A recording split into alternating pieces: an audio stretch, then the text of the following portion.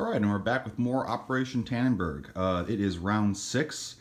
The Russian Empire just took their last turn and failed to contest the needed amount of territories they need to do to prevent the Russian Revolution from happening. And the Russian Revolution has occurred, and the Central Powers have accepted the armistice, so the Russian Civil War kicks off. So now we're going to have 3 conflicts on this board. We're going at the same time. We got, of course, the Great War itself, we have the Chinese National Protection War, and we have the Russian Civil War. And I'm going to kick things off with that in a second. Before I get into that, though, we have one issue I want to address in Finland really quick. So with the Russian Civil War setup, right, the notes that we have for, how things are changed and affected and so on and so forth. Right now, we just have it so that if Finland is still Russian-controlled, it becomes a minor neutral power receiving 3 infantry, 1 artillery, and Finnish control marker. However, at the end of this game, or not game, end of this Russia's turn, Finland was contested, which I hadn't factored that in before. So I've pitched this idea. We may play test with it, but I just want to address kind of an idea. I'm waiting to hear back from Prussian Gamer if he wants to go ahead and do this as a solution, as opposed to these German units having to be removed because they can't go to an adjacent territory. We are going to allow. We've agreed that they should be able to back up onto an adjacent transport. But since Finland gets its own independence, it basically becomes a minor neutral power, right? Because it's not going to go back to Russia. So it doesn't make any sense to me that necessarily Germany would have to vacate the territory, right? So I've kind of pitched this idea to kind of play test this, that it stays contested, which would mean, because I didn't actually adjust that for Germany, I don't think. I mean, back down to IPC since they contested it. Instead of them having to get kicked out of here, this this Russian infantry that was left after combat. By the way, they when they attacked here, they got one. I think it was 1 hit, if I'm correct, if I'm remembering correctly, in Finland. So Jinx has to either pick an infantry, which is what this chip is, or his cavalry. I'm not sure what he's going to go with, but I'm pretty sure he'll take his cavalry. Maybe not an infantry. Who knows? He can decide that on his turn. So normally Finland becomes 3 infantry and a artillery if it's Russian controlled. But if it's contested, I want to play test with this, and I haven't gotten official word from them, but I kind of think we might go with this as a solution, rather than these German infantry just getting nixed completely. Because this wouldn't go back to Russia, it's kind of weird that Russia would kick them out, as opposed to, since they're not going to retain control of Finland anyway. So instead of it going to Russia or kicking the Germans out, it is now a contested territory still with the Finns that will be vying for their independence. So since it is contested, that means it is now a allied, or pro-allied rather, or allied aligned rather. It has been aligned to the allies essentially, right? So kind of play test with this. We may play test with this. Again, I want to get their official confirmation. But essentially, there's going to be 3 infantry and 1 artillery put down in Finland to swap places with that Russian infantry. And it will get aligned to any of the at-war allied powers. So if Germany wants to take control of Finland, they're going to still have to fight there. And that also means that the Finnish units will get aligned to either Japan, America, Britain, France, Italy. Theoretically, it would just be like attacking if you attacked Norway, it would get aligned to any power on the opposite side, right?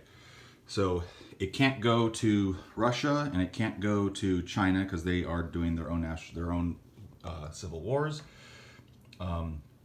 So basically, this is a long-winded way to say that there might be 3 infantry and artillery for one of those powers going down there, swapping places with the 1 infantry. And if say Germany pulls out, they will become, that power will receive the IPCs for Finland, right?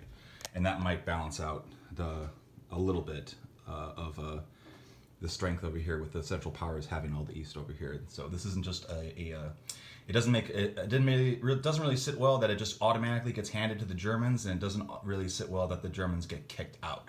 So basically, the only way to avoid, sorry, a little shaky. The only way to avoid those Finns from popping up is if the Central Powers control Finland when the armistice occurs, and if it's contested or if they don't control it, those units go down, right?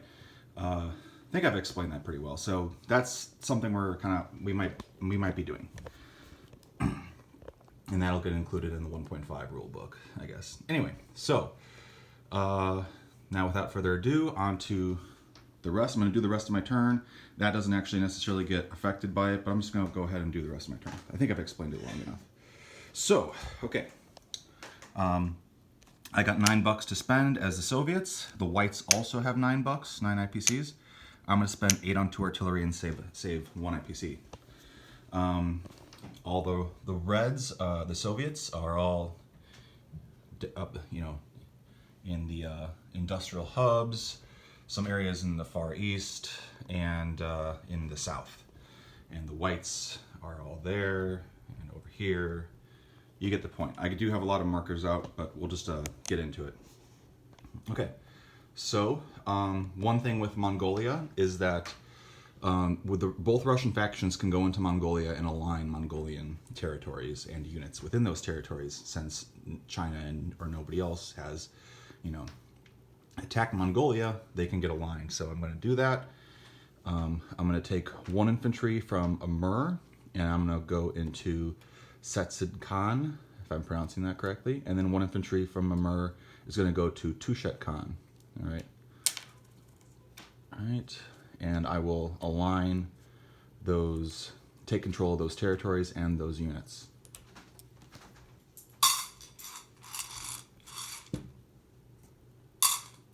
Okay, spread the communism. 1 infantry from Siberia is going to walk over and take Irkutsk. Let's see, actually, I forgot to put a roundel down for that.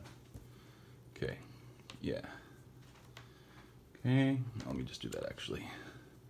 And then 1 infantry from Siberia is going to go and just take over Tuva, just because. Right, yeah. And that's worthless. Yeah. Okay. What else? Okay, and over here, I got 1 infantry in Turkmenia, I got 2 infantry and a cavalry in Kazakhstan, and they're all just going to go after Tatarstan. 3 infantry from Central Russia are going to attack Kazan, try and contest it. And then the infantry from Karelia is going to attack Archangel, where there's four White Russians. And then 2 infantry from Central Russia will come up to Archangel, along with 2 artillery, and the cavalry, and the remaining infantry. And then this cavalry is in Ingria is going to tow the artillery into that combat as well. And then these 4 infantry from Ingria are going to rail from Petrograd to Central Russia. What else? Central Russia is, Moscow is now the capital, moved free of charge since the Civil War has occurred, the revolution and so forth. All right, and let's see, I think that is it. Yeah, that's it. So I got combat here, and I got combat here. Everything else is just moving and aligning. So let's go ahead and do that. We'll do combat here, here, and here. 3 combats. I forgot to put that down. Okay. All right, a little bit of chaos, as you can see. It is really cool to have conflict in this part of the map. In most games, you don't have this much activity, so it's really cool to be able to play this. So four twos. I got 3 infantry and 1 cavalry against 2 infantry and a cavalry. There we go. Let me get this manual out of the way. Okay, and I got 1 hit. Okay, so he'll probably take his cavalry. Get that back over here. He has a cavalry and 2 infantry in Tater's hand.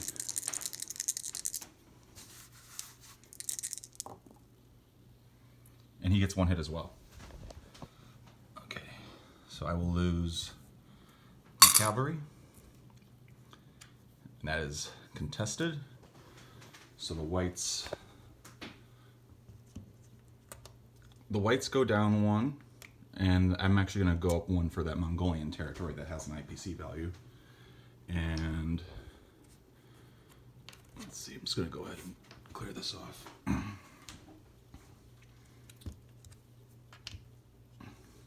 So that's for Irkutsk. And then we have Kazan. I got 3 infantry at 2. He has 3 infantry, or 2 infantry and artillery at 3. Just get this out of here.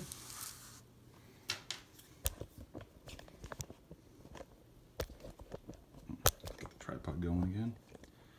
Okay. Here's my 3 twos.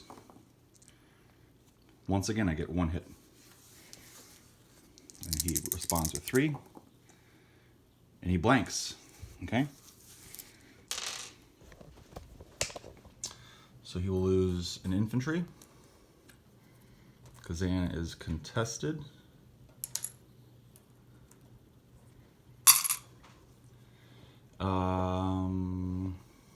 We did that. Yeah. Okay. And we got this up here. So I got, what was it, 1, 2, 3 artillery, and bumping up 3 infantry. 1, 2, 3, and then a cavalry and an unpaired infantry. And he has 4 infantry. Okay, 1, 2, 3. Oof. Okay, I got 1 shy, so Archangel is contested. Here is his rebuttal. He gets me once. Okay. So I will take an infantry.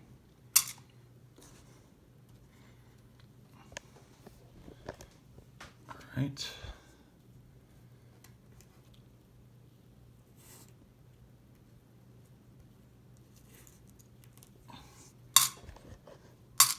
Okay. Whew. All right. Let's see. That's contested. Let's see. As you can see, the Trans-Siberian Railway is now a mess. Let's see.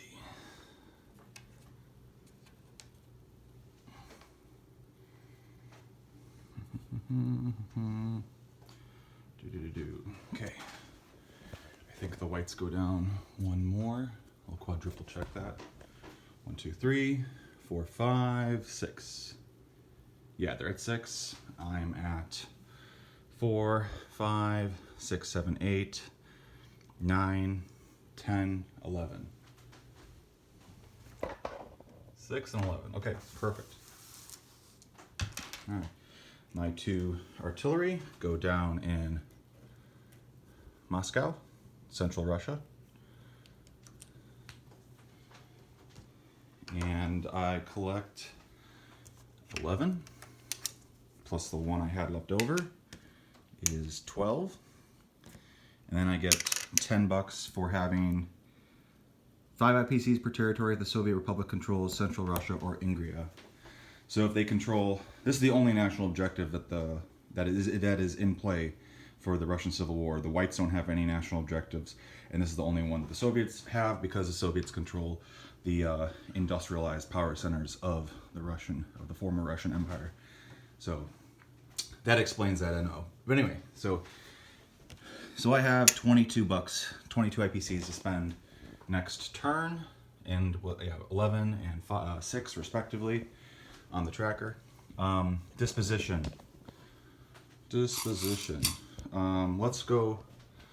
Let's address things here.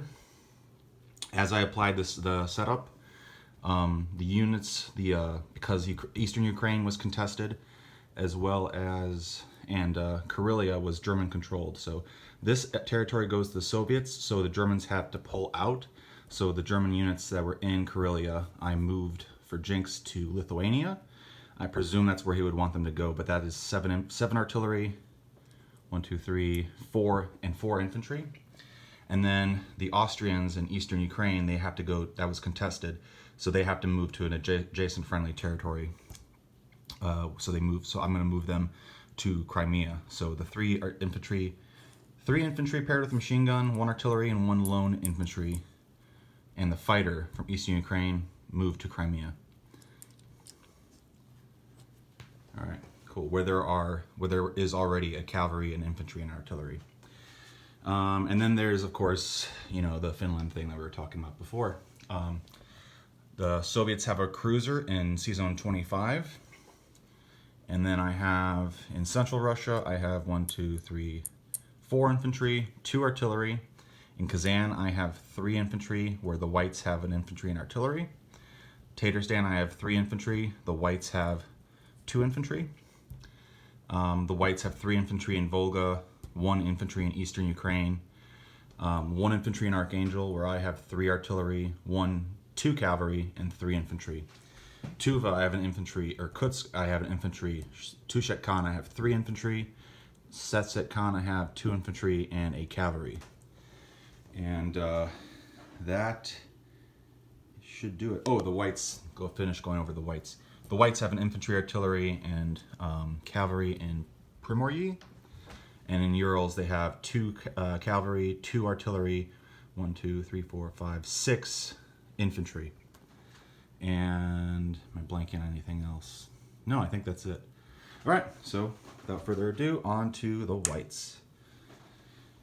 Whew. Man, it's cool to get this going.